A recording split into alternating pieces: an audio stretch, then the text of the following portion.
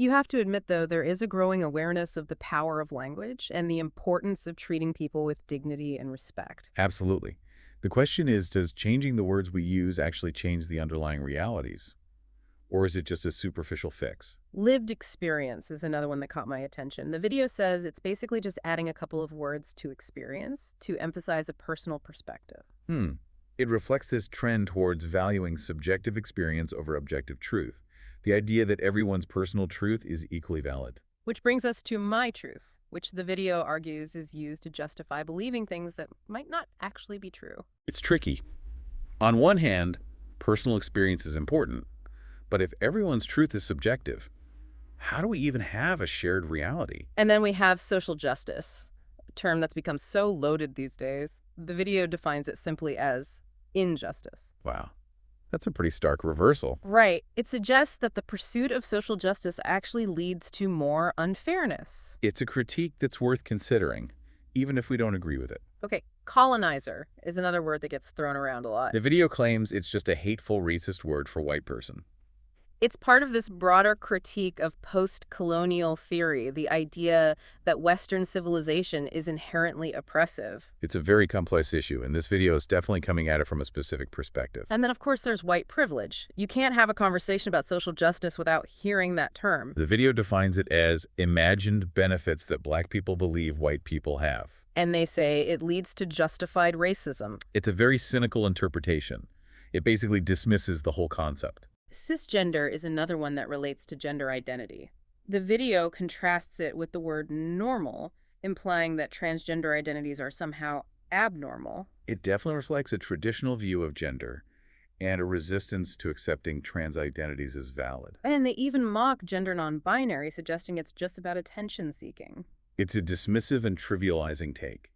It shows a lack of understanding of the complexities of gender identity. Misinformation and disinformation are two more that the video lumps together. And they claim they both just mean conservative ideas. So basically anything that challenges a certain worldview is automatically labeled as false or misleading. It highlights this distrust of mainstream media and the idea that there's a deliberate attempt to suppress certain viewpoints. Intersectionality is a concept that I'll admit I still struggle with. It's definitely complex. It tries to understand how different forms of oppression like racism, sexism, and classism all intersect. But the video just reduces it to a crude joke. It's dismissive, and it doesn't really engage with the theory in a meaningful way.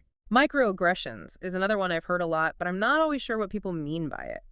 It refers to these subtle, often unintentional acts of discrimination that can have a negative impact on marginalized groups. But the video defines it as anything ever said or done by straight white men. That's a pretty hyperbolic interpretation. It misses the point entirely. Microaggressions are about power dynamics and how subtle bias can perpetuate inequality. It's not about demonizing anyone. It's about being aware of these subtle forms of discrimination and working towards a more inclusive society. Exactly. It's about recognizing that everyone has biases and that we need to be mindful of how our words and actions can impact others. Then there's let's tinks, which the video says is offensive to Latinos. It's a reminder that language can be used to create division and animosity between groups. Even seemingly harmless phrases can be used in harmful ways. Decolonization is another term that's become more popular. But the video defines it as basically kicking out one group of people to replace them with another group that leftists prefer. It plays into this fear of radical change and the idea that certain groups are trying to take over. And then there's cultural appropriation.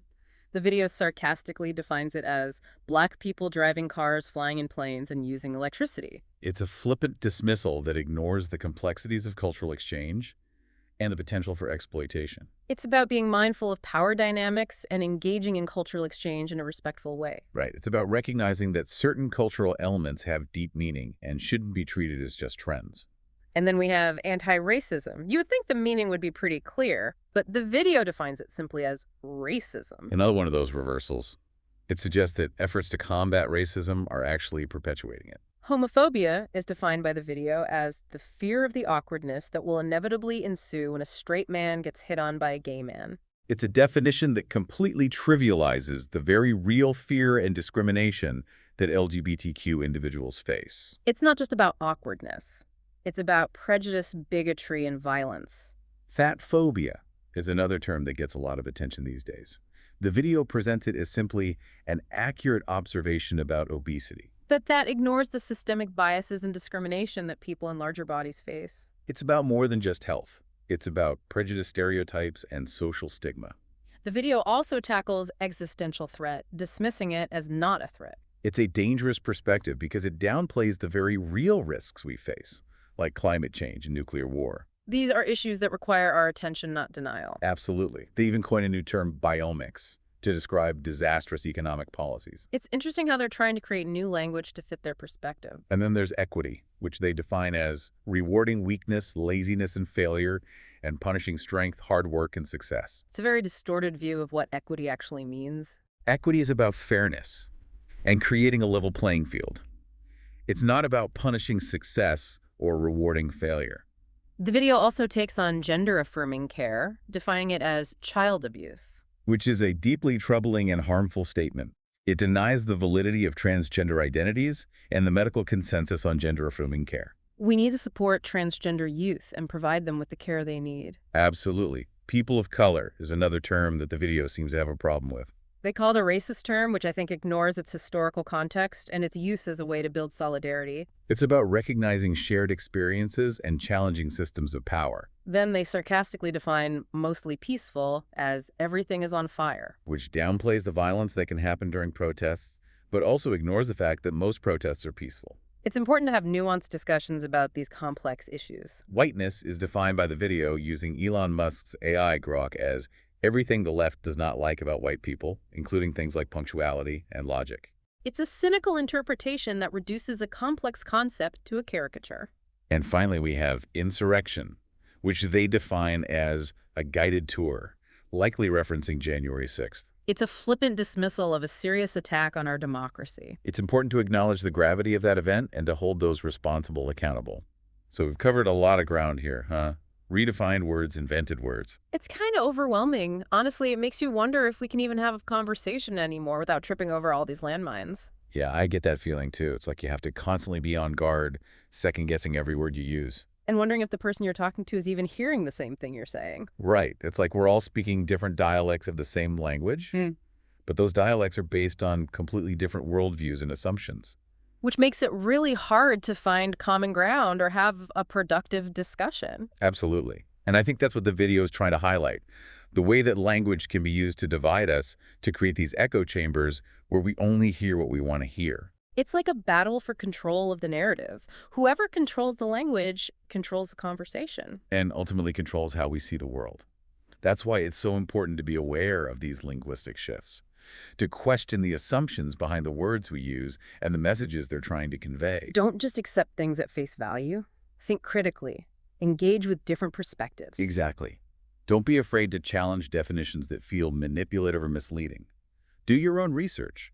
Talk to people who have different viewpoints. And most importantly, remember that language should be a tool for understanding, not a weapon for division. Well said. We need to be able to have respectful conversations even when we disagree, and to recognize that words can have different meanings and connotations depending on who's using them. This deep dive has definitely given me a lot to think about. Me too. And I hope it's done the same for you listening. We've covered a lot of ground, but this is just the tip of the iceberg. There's so much more to explore when it comes to the evolution of language and the way it shapes our world. So keep questioning, keep learning, and keep having those difficult conversations. It's the only way we can bridge the divides and build a better future together. Thanks for joining us for another deep dive. We'll see you next time.